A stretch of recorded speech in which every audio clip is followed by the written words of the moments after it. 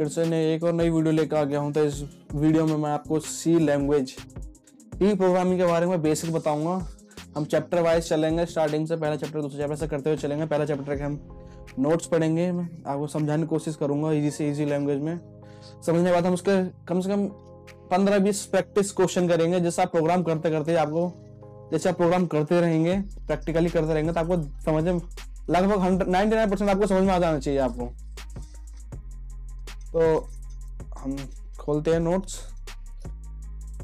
ये मैंने बनाए हैं क्योंकि पहले मैं बुक से पढ़ता था, तो बुक से मेरा वही, आपको पता बुक इतनी मोटी बुक, वही छोटी सी चीज नोट्स वगैरह, वही इतनी मोटी बुक तो कुछ समझ में नहीं आता। तो मैंने उसी बुक में से थोड़ा थोड़ा करके जो भी मेन चीज है मेरे हिसाब से, तो मैंने लिख लिया है वो। तो ये नोट्स हैं, बाकी ये इसके प्रैक्टिस सेट क्वेश्चन है, 13 क्वेश्चन है। तो देखते हैं व्हाट इज प्रोग्रामिंग। प्रोग्रामिंग क्या है? Programming is the process of creating a set of instruction that tells a computer how to perform task. Programming एक इंस्ट्रक्शन का प्रोसेस है जो कंप्यूटर को बताता है कि तुम्हें ये काम कैसे करना है, टास्क कैसे करना है। जैसे कि प्रोग्रामिंग ये इनकी एक भाषा है जो कि कंप्यूटर को बताता है, एक अपनी भाषा में, प्रोग्रामिंग अपनी भाषा में कंप्यूटर को बताता है कि हाँ भाई तुम्हें ये काम ऐसे करना है। जैसे मैं आप लोगों को बोलता हूँ कि भाई तुम्हें आज ये काम करना है, तुम्हें आज अपने कॉलेज जाना है, स्कूल जाना है, कॉलेज जाकर तुम्हें अपने टीचर से गुड मॉर्निंग वगैरह बोलनी है, तो आप मेरी बात बाकायदा समझ सकते हो, क्योंकि मैं अपनी मैं भी हिंदी लैंग्वेज में बोल रहा हूँ, आप भी हिंदी लैंग्वेज समझते हैं, आप बोलते हैं, तो आप समझ सकते हैं। और वही बात मैं अगर आपको चाइनीज में चिंचोंग करके बोलूं और आप हिंदी को आती है, तो आप नहीं समझ पाएंगे कि मैं क्या बोलना चाह रहा हूँ आपसे। तो ऐसे कंप्यूटर की भी अपनी एक भाषा होती है। अब जैसे मैं भाषा होती है जो हम कंप्यूटर को बताओ, कंप्यूटर जो भाषा बताता है कि भाई हमें ये काम करना है, हमें इस आदमी ने ये काम करने दिया, हमें ये काम करना है। और आप कंप्यूटर ऐसे बोलेंगे हाँ भाई तू मेरा प्रोग्राम ये कर दे, मेरा एक रिज्यूमे बना दे, ये वगैरह, तो वो ऐसा काम नहीं करता है। वो बिना प्रोग्रामिंग का एक प्रोग्राम, वो लैपटॉप अपन सिस्टम कंप्यूटर वाले का डब्बा ही है पूरा। तो इनकी भाषा के जरिए हम कंप्यूटर से बात करते हैं, उनसे फेस टू फेस इंटरेक्ट होते हैं, तो उसी का प्रोग्रामिंग बोलते हैं। तो सबसे पहले क्या है, what is C language? C language क्या है? The C programming language is a computer programming language that was developed to do system programming for the operating system Unix. तो सबसे पहले सी लैंग्वेज बनाई गई, तो मैंने वो लिखा नहीं है कि सी लैंग्वेज किसने बनाई थी, सन 1970-69 जो भी है, मुझे याद नहीं है। ये मैंने इसमें लिखा नहीं है क्योंकि बहुत ही ऐसा पता होना चाहिए आदमी को, लेकिन मैंने इसमें लिखा नहीं कि और नोट्स मेरे ज्यादा बड़े हो जाते, तो इसलिए मैंने इसमें लिखा नहीं। तो आप गूगल पर सर्च मार सकते हैं, बाकी आगे अपनी बुक होगी आपके पास, जब लोग वीडियो देख रहे हैं तब प्रोग्रामिंग करते होंगे, तो आप ये देख लीजिएगा किसने बनाई थी। तो जो मेन चीज, जो मेन पर्पस था सी लैंग्वेज को बनाने का, वो था कि ऑपरेटिंग सिस्टम, सबसे पहले यूनिक्स ऑपरेटिंग सिस्टम था, उसको कंट्रोल करने के लिए, उसको प्रोग्राम करने के लिए, उसकी भाषा बना, उसकी एक तरह की भाषा बनाई गई थी operating system, Unix operating system की सी language. Uses of C. C is a high portable and is used for statement system application which form a major part of Windows. जो C लैंग्वेज जो बनाई गई थी, जो स्क्रिप्ट करी गई, तो कंप्यूटर के एप्लीकेशन के लिए बनाई गई थी। जैसे कि हमारा कंप्यूटर एप्लीकेशन हो गया, माउस हो गया, कीबोर्ड हो गया, अब प्रिंटर हो गया। और जैसे हमें प्रिंट निकालना है तो हम इसे बोलेंगे तो है नहीं भाई तो प्रिंट निकाल देता, अपने आप बकायदा हाँ कहेगा हाँ मालिक मैं प्रिंट निकाल रहा हूँ आपके लिए, तो ऐसा नहीं चलता ये।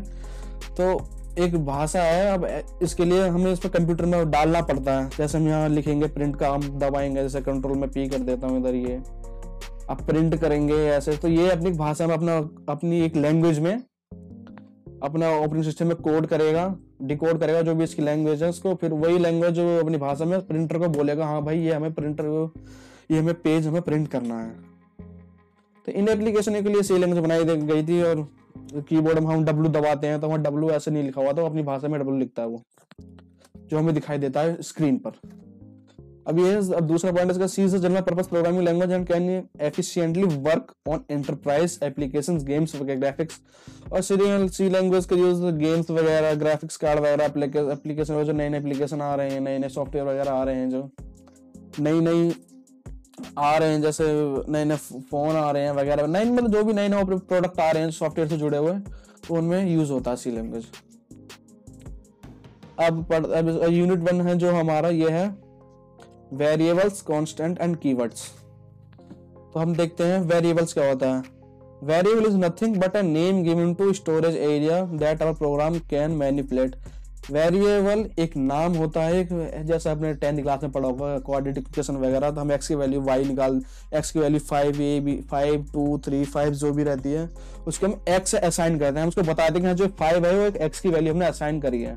तो ऐसे प्रोग्राम में होता है, हम अगर कोई भी हम वैल्यू लेते हैं, n की वैल्यू हम 5 मानते हैं, जो भी वगैरह मानते हैं, जो वो सेव होता है, और किस नाम से सेव होता है, किस लोकेशन से सेव होता है। ऐसे कंप्यूटर हमारे बहुत 2 GB हार्ड डिस्क में 1 TB वगैरह, और रैम आपकी जैसे 2 GB 4 GB 32 GB जो भी रैम है वहीं सेव होता है कंप्यूटर में। तो मतलब यही तरीके से बहुत सारी चीज सेव होती हैं। तो आप किस नाम से सेव करना, अगर ऐसे आप सेव कर देंगे तो आपको ढूंढने में दिक्कत होगी, दिक्कत के मेरे हिसाब से आप ढूंढ ही नहीं पाएंगे, मैं आप क्या कोई भी नहीं ढूंढ पाएगा ऐसे। तो उसको हम एक ही नाम से रखते हैं कि हाँ भाई हम ये नाम डालेंगे। अब जैसे भाई मैं बोलूंगा एक लड़के के, मेरे 10-15 लड़के खड़े हैं, अब मुझे उसमें से किसी एक बच्चे को बुलाना हो तो मैं ऐसे तो बोलूंगा नहीं हाँ भाई तुम आओ, हाँ भाई नहीं तुम्हारे पीछे वाले आओ, नहीं भाई तुम्हारे आगे वाले आओ, ऐसे नहीं। तो उनको नाम दिया जाता है तो उनको नाम से बोलेंगे हाँ भाई कपिल भाई तुम आ जाओ, तो ऐसे बात समझता है कि हाँ भाई ये बंदा मुझे बुला रहा, तो ऐसे हमारी बात हो जाती है। ऐसे इसमें होता है, इनका नाम दिया जाता है, जब भी इनकी जरूरत पड़ती है उनके नाम से इन्हें नाम से पता चल जाता है कि हाँ इसकी ये वैल्यू है, तो उसको हम वेरिएबल बोलते हैं, किस नाम से हम उसको क्या नाम हम उसे दे रहे हैं। अब इसके रूल्स भी होते हैं, कुछ rules for naming variables in C. A variable name can only have letters.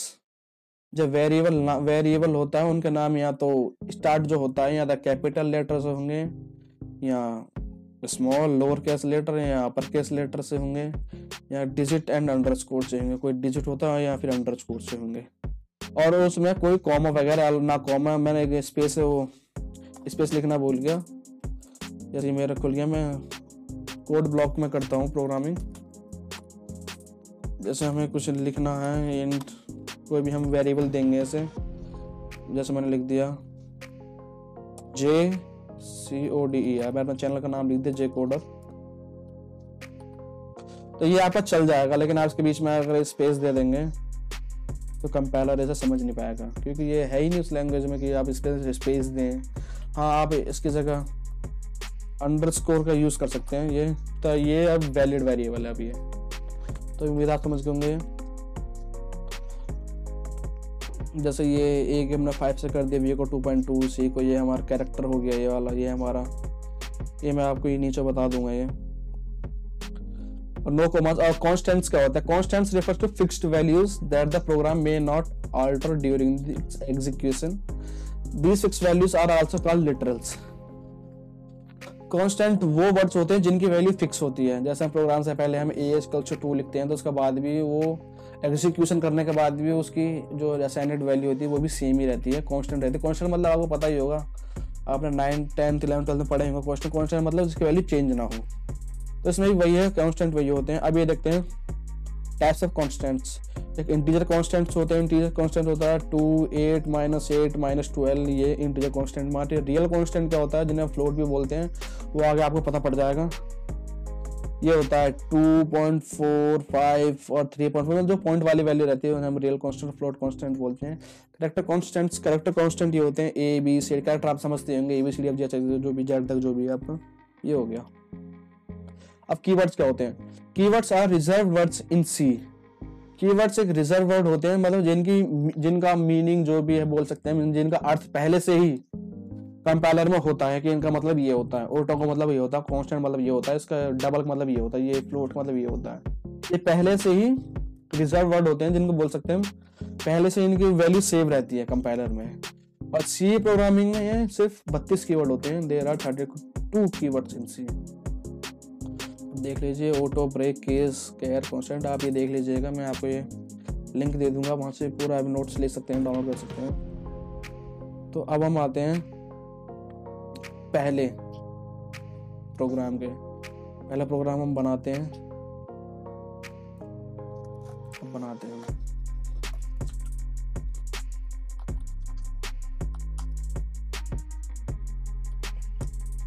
उम्मीद आपको दिख रहा होगा, नहीं तो मैं इसको जूम कर लेता हूँ, ये शायद आपको दिख रहा होगा।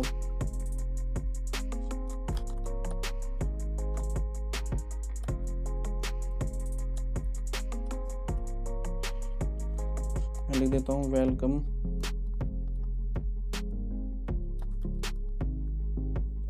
To my welcome to my channel, semicolon और रिटर्न कर देता हूँ, रिटर्न 0। इसे हम सेव कर देंगे और F9 से रन करेंगे। देख लीजिए इसका जो आउटपुट आ गया प्रोग्राम का हमारा, लिखा हुआ आएगा वेलकम टू माय चैनल। अब मैं बता देता हूँ हमने ये क्या क्या यूज़ करा। मैंने ये लिखा हुआ हैश बोलते हैं वैसे तो इसको, include stdio.h, ये लिखा हुआ h include stdio.h includes the, ये standard input output library function होता है, जो हमारे लाइब्रेरी फंक्शन होता है। ये आप आगे मैं बताऊंगा आपको, वैसा आप अब फिलहाल के लिए इतना ध्यान रखिए कि ये हमारा इनपुट आउटपुट फंक्शन होता है जो हर प्रोग्राम में लिखा जाता है। और जो इनपुट प्रिंट एफ, एक स्कैन एफ भी आता है, वो मैं आपको बताऊंगा। वैसे पता होगा आपको तो, मेरे हिसाब से तो अधिकतर बच्चों को पता होगा। स्कैन एफ, प्रिंट एफ वगैरह, ये रिटर्न वगैरह, ये सब इसी लाइब्रेरी में होता है। मैंने बताया था ना आपको, इन्हीं की मीनिंग इनमें सेव होती है। एक लाइब्रेरी होती है, लाइब्रेरी के अंदर बहुत सारे इनके एक फंक्शन होते हैं। इनके ये प्रिंट एफ फंक्शन हो गया इनका, ये पहले से फंक्शन इनके में सेव होते हैं, जिन्हें कंपाइलर में पढ़ने में बहुत आसानी होती है। लिखा हुआ है the main function is the entry point of every programme. जो ये इंट मेन है, ये जो आपको जो कभी भी प्रोग्राम कंपाइलर एग्जीक्यूट करेगा तो वो यहाँ से एग्जीक्यूट करना चालू करेगा। ये इतना मेन से ही हमारा प्रोग्राम एग्जीक्यूट होना चालू होता है यहाँ तक। प्रिंट एफ, जो प्रिंट एफ है, प्रिंट एफ में जो आप ये जो हम लिखा हुआ है हमारा, ये जो आप प्रिंट एफ में जो भी आप वैल्यू लिखोगे वो आपकी स्क्रीन पर जो भी आप आउटपुट देता है कंपाइलर एग्जीक्यूट करने के बाद, जो भी आप प्रिंट एफ में लिखोगे वही आपका सेम टू सेम एग्जीक्यूट होकर सामने आ जाएगा। सॉरी फॉर दैट, मेरा कॉल आ रहा है मेरा, 1 मिनट, सॉरी फॉर कॉल के लिए सॉरी, डिस्टर्बेंस के लिए। अब हम आगे देखते हैं return 0। The return 0 statement returns execution status. Return 0 होता है, ये एग्जीक्यूशन स्टेटस बताता है ऑपरेटिंग सिस्टम को। The 0 value used for successful execution. 0 का मतलब होता है कि जो हमारा ये कोड हमारा हमने सक्सेसफुल लिख दिया है, ठीक तरीके से लिखा है, ठीक तरीके से एग्जीक्यूट हो जाएगा, रिटर्न 0। और अगर ये 1 होता है तो आपको लिखा हुआ अनसक्सेसफुल एग्जीक्यूशन, मतलब ये हमारे अच्छे तरीके से एग्जीक्यूट नहीं हो पाया, हमारा प्रोग्राम ठीक ठाक नहीं है इसलिए। तो keywords variable, constant and keywords, यही था बस इनमें। हाँ, एक चीज और मैं बता देता हूँ मैं आपको, मैं शायद में लिखना भूल गया, या मैं आपको प्रोग्राम करते करते मैं आपको बता दूंगा। तो पहला चैप्टर बस ये बहुत छोटा चैप्टर और आसान चैप्टर है, पहला यूनिट, और ज्यादा हार्ड नहीं है। अगर आप मेहनत करोगे तो ऐसा तो है नहीं भाई आप किचन में जाओगे नहीं, खाना अपने आप बन के आपके मुंह में आ जाएगा, ऐसा तो होता नहीं है। मेहनत आपको करनी पड़ती है, फिर भी तभी कुछ चीज आती है। तो वैसे ज्यादा आप अगर थोड़ा सा भी आप टाइम देते हैं तो आपको सीख जाएंगे आप लोग। अब देख हम ये करते हैं, हम ये सेट क्वेश्चन करते हैं। हम ये अब पहले इसमें लिखा हुआ है राइट ए सी प्रोग्राम, यहाँ लिखा नहीं है 1, दिखा देता हूँ। Write a C program to enter 2 numbers and find their sum. 2 number enter करो और उनका सम बताओ कितना होगा। तो हम करते हैं प्रोग्राम, इधर आते हैं,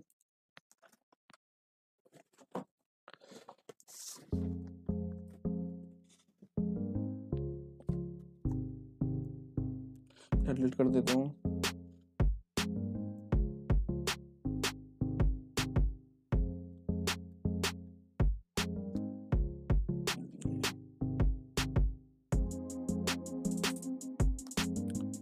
करते हैं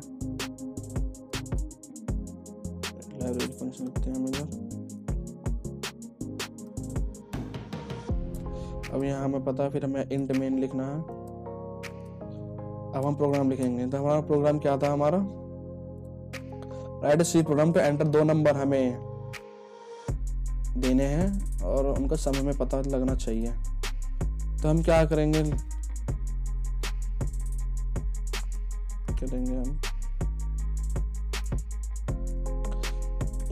इंट होता है इंटीजर के लिए, जो हम वैल्यू हम लेंगे वो इंटीजर वैल्यू लेंगे। आपको मैंने बताया था 1 2 3 4 5 ये इंटीजर ही होते हैं। तो हम 2 वैल्यू लेंगे, तो हम मान लेते हैं एक ए हो जाएगा, तो हमारा दूसरा बी हो जाएगा, और हमें निकालना क्या है, सम निकालना है हमें, तो एक सम हो जाएगा, सेमीकोलन। हाँ, एक चीज है, जब हम प्रोग्राम मेन के बाद जो एग्जीक्यूशन जो हमारे एग्जीक्यूट होता है प्रोग्राम, उनमें अधिकतर सभी के पीछे सेमीकोलन लगाना चाहिए, लगाना ही होगा। मुझे है थोड़ी हेजिटेशन हो रही है क्योंकि मेरी पहली फर्स्ट टाइम वीडियो है, तो उसके लिए माफ़ कर देना, लेकिन ये हो ही रही है मुझे। फिर इसके बाद हम देखते हैं, अब हमने इंटीजर हमने बता दिया, हम कंपाइलर को हमने बता दिया है कि हमें ए के नाम से वेरिएबल ले लिया है, एक ए के नाम से, बी के नाम से, एक सम के नाम पे। तो हम क्या करेंगे, प्रिंट एफ हम स्क्रीन पर दिखाएंगे, एंटर द वैल्यू ऑफ ए की वैल्यू डालो। ये आपको अब पूछेगा आप यूजर से कि आप एंटर द वैल्यू ऑफ ए की वैल्यू डालिए। यहाँ मैं एक बैकस्लैश एन लगा देता हूँ क्योंकि बैकस्लैश एन मतलब कि आपकी जो भी होगा वो नई लाइन में आएगा। फिर सेमीकोलन लगाएंगे, फिर ये होता है स्कैनएफ में क्या होता है, same inverted comma %d comma m% a। जो ये m% a है, ये आपका जो वैल्यू हम यूजर देता है वो आपकी वैल्यू को, ये एड्रेस, बेसिकली इसको एड्रेस बोलते हैं, एड्रेस ऑफ, ये एड्रेस ऑफ ए है, ए का एड्रेस है। अगर इसको हम नहीं लिखेंगे तो हमें क्या पता वैल्यू कहाँ जाके सेव हो रही है और आउटपुट हमें पता नहीं कहाँ से आके मिलेगा। तो ये होता है।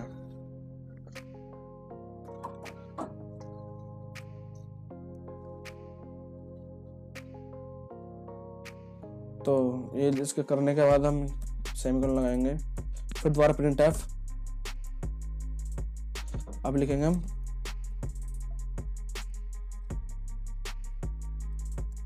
Enter the value of v semicolon n, फिर हम दोबारा स्कैनएफ m%d m%b, इसका मैं एड्रेस जो है ये v हो गया।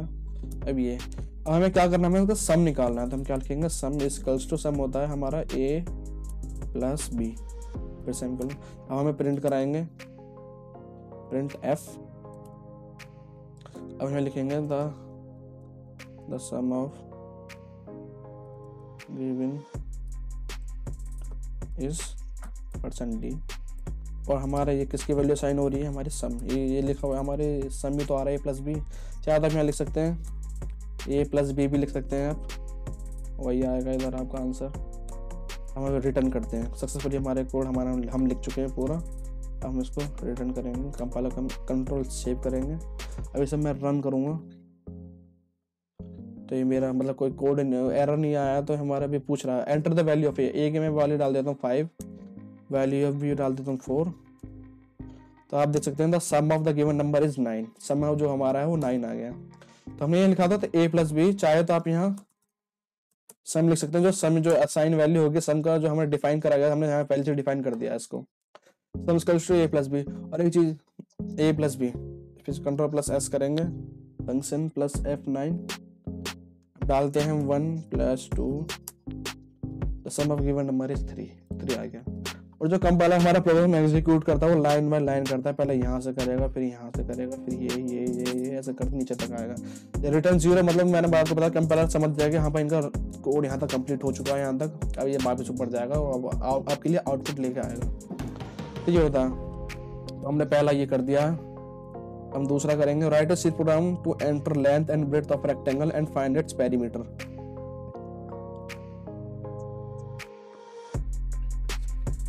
तो पेरीमीटर निकालना, write a C program to enter length and breadth of a rectangle and find its perimeter.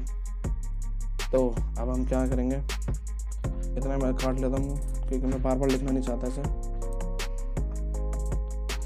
तो हमें क्या निकालना है,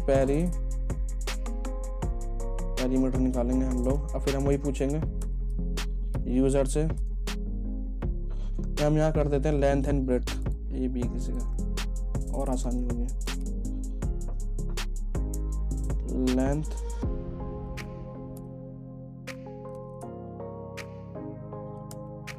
एंड ब्रेड्थ।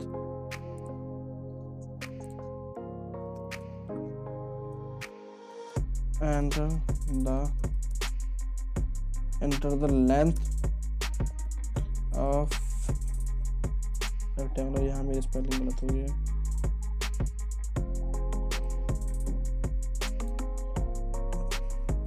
फिर हम बैकस्लैश एन लगा देंगे ताकि नई लाइन में आए। इसको मैं इतना कॉपी कर लेता हूँ दोबारा। अब हमें स्कैन एफ हम डालेंगे %d एड्रेस ऑफ %,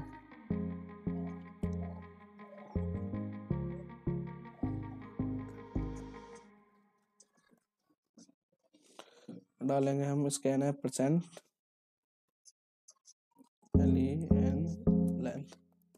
लेंथ।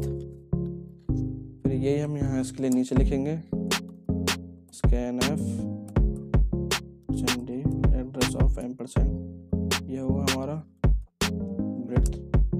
इसको हम यहाँ ब्रेड्थ कर लेते हैं, ब्रेड्थ। अब हमें क्या करना है, पेरीमीटर निकालना है हमें। तो क्या करेंगे, पेरीमीटर इक्वल्स टू, पेरीमीटर का फॉर्मूला तो क्या होता है, perimeter of rectangle 2 × l + b, 2 × bracket में l लेंथ प्लस ब्रेड्थ। हमें प्रिंट कराना है, print F the perimeter of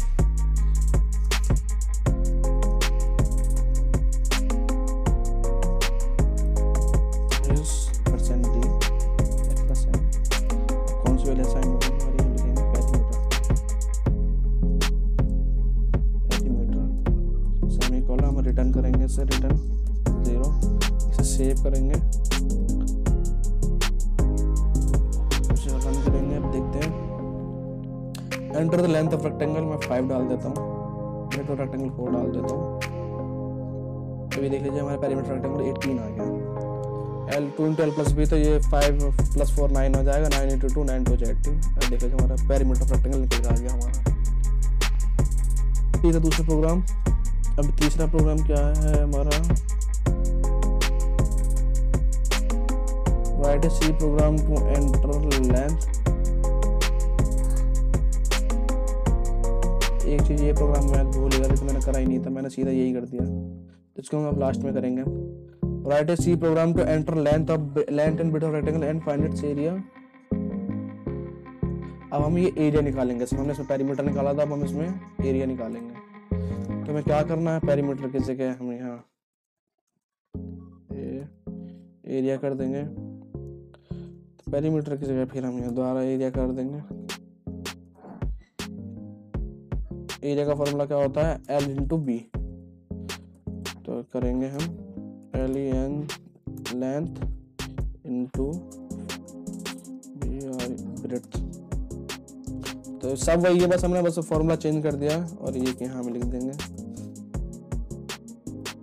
area. इसे सेव करेंगे, अब इसे रन करेंगे, बिल्ड एंड रन। डाल देते हैं लेंथ ऑफ रेक्टेंगल 5 है, ब्रेड्थ 4 है, एरिया ऑफ रेक्टेंगल हमारा निकल के आ गया 40। ठीक है, तो अब हम फिर दूसरा प्रोग्राम, अगला प्रोग्राम देखते हैं। Write a C program to enter radius of a circle and find its diameter, circumference and area. एक सी प्रोग्राम है, हमें निकालना है सर्कल का हमें रेडियस, हम रेडियस एंटर करेंगे और हमारा जो आउटपुट आना चाहिए उसका डायमीटर निकल के आना चाहिए, सर्कमफ्रेंस निकल के आना चाहिए एंड एरिया निकल के आना चाहिए। तो कैसे करेंगे आपको बता देता हूँ, इतना यहाँ तक मैं डिलीट कर देता हूँ। हम क्या करेंगे, इंट रेडियस कर लेते हैं, कॉमा एक हमें डायमीटर निकालना है, डायमीटर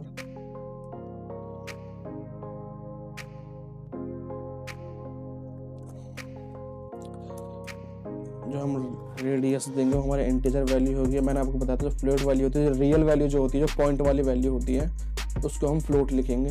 अगर हम इंट लिख देंगे तो कुछ नहीं होगा, यहाँ तो आपको कंपाइलर उसके आंसर उसका 0 लेके आएगा या फिर उसका एग्जैक्ट आंसर नहीं मिलेगा। मैं आपको अभी करके दिखाऊंगा, पहले मैं फ्लोट करके दिखा देता हूँ। फ्लोट डायमीटर, डायमीटर निकालना था, सर्कमफ्रेंस, सर्कम लिख देता हूँ, सर्कम, और हमें क्या निकालना था,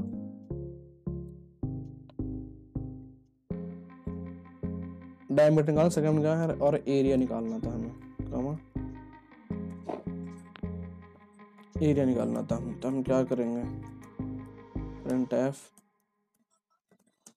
एंटर यहाँ हम लिख देंगे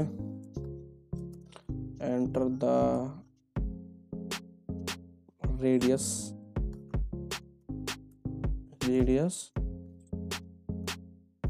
ऑफ सर्कल \n।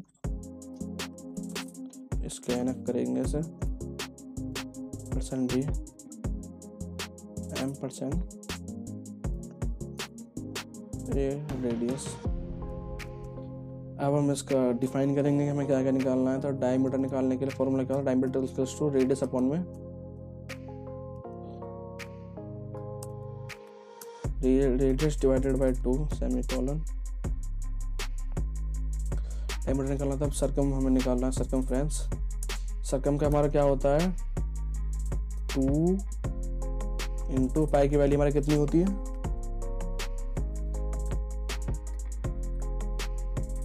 3.14। कि मुझे वैल्यू पता नहीं है तो मैं अपने भाई से पूछ ले रहा हूँ, ठीक है। पाई की वैल्यू मुझे पता नहीं थी। 3.12 तो 2 पाई r, 2 हमने लिख दिया, पाई हमने लिख दिया, इनटू रेडियस, जो रेडियस हमारा यूजर डालेगा वो रेडियस हो गया। Diameter circumference. अब एरिया हो गया हमारा। एरिया निकालने के लिए क्या होता है, area equals to 2 pi r square, 2 into pi की वैल्यू हमारी कितनी है 3.14 इंटू रेडियस का स्क्वायर, रेडियस इंटू रेडियस कर देंगे। अब हम निकालेंगे, इसके प्रिंट कराएंगे हम इसका आंसर को। तो सबसे पहले हमें डायमीटर निकालना है। तो the diameter of the circle is %। अब आपको पता है पॉइंट में वैल्यू हो रही है, तो पॉइंट में जब भी पॉइंट में वैल्यू होती है हमारा रियल नंबर हो जाता है, फ्लोट नंबर हो जाता है, फ्लोट वैल्यू। तो उसके लिए फ्लोट का हम f लिखते हैं। हम इसके लिए %f लिखेंगे \n। और हमें क्या निकाल रहे हैं, ये हमारा है diameter of the circle, diameter हो जाएगा। फिर हम दोबारा प्रिंट एफ कराएंगे।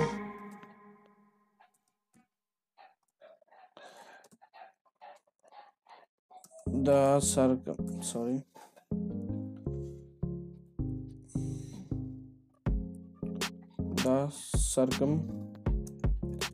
FERENCE the circle is %f \n, ये हमारा है सर्कम। दोबारा प्रिंट एफ कराएंगे।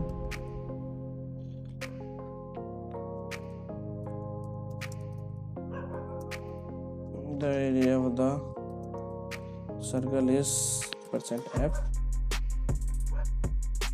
\n। ये हमारा क्या है एरिया। रिटर्न नंबर लिखा उसको सेव करेंगे हम। सेव करने के बाद हम बिल्ड एंड रन करेंगे, देखते हैं कोई एरर नहीं है तो हमारा रन हो जाएगा। तो हम क्या लिखा enter the radius of the circle, radius हम 2 डाल देते हैं। तो ये देख लीजिए रेडियस का डायमीटर हम निकालेंगे तो इसका 1.000 आएगा। हमने फ्लोट वैल्यू डाली थी तो 0.0 से दिखा रहा है। तो सर्कमफ्रेंस इसका आएगा 12.56 आएगा। तो एरिया ऑफ द सर्कल आएगा 25.12। अब मैंने आपको बताया था कि हम इसका एफ लिखा, अगर हम इसे डी लिखेंगे, जो हमारा डी होता है हमारे इंटीजर वैल्यू के लिए लिखा जाता है। जो डी लिखेंगे इधर भी डी, सेव करेंगे, सब बिल्ड एंड रन करते हैं, 2 डालते हैं।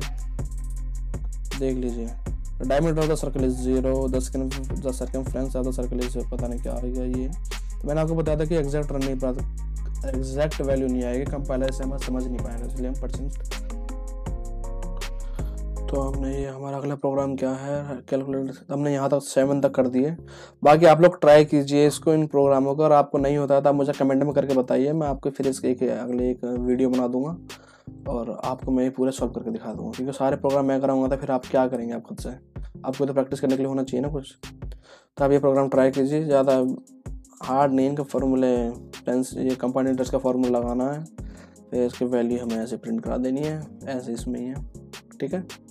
तो इस वीडियो में इतना ही। अगर अगला यूनिट लेके मैं अगला यूनिट में आपको डाल दूंगा आपको, और आप उम्मीद है आपको वीडियो पसंद आई होगा। और आप सी प्रोग्रामिंग वगैरह में धीरे धीरे पहले सी लैंग्वेज कराऊंगा आपको, फिर जावा C++, जो जैसे आप लोग जो भी आप कुछ सीखना चाहते हैं, PHP HTML, तो मैं धीरे धीरे आपको कराता रहूँगा और इजी से इजी लैंग्वेज में कराने की कोशिश करूँगा, क्योंकि मैं भी तो अगर आप इस चैनल पर नहीं है तो चैनल को सब्सक्राइब कर लीजिए, ताकि मैं अगली वीडियो है, अगली यूनिट है, अगली वीडियो में किसी भी लैंग्वेज के ऊपर कुछ भी नई ट्रिक लेके डालूँ तो आप लोग उस वीडियो को देख सकें। और उम्मीद है आप लोगों को वीडियो पसंद आएगी। कमेंट करके, लाइक करके बताएं, मुझे कमेंट करके बताएं कि आपको वीडियो कैसी लगी। इस वीडियो में बस इतना ही। अगले वीडियो में यूनिट 2 लेके आएंगे।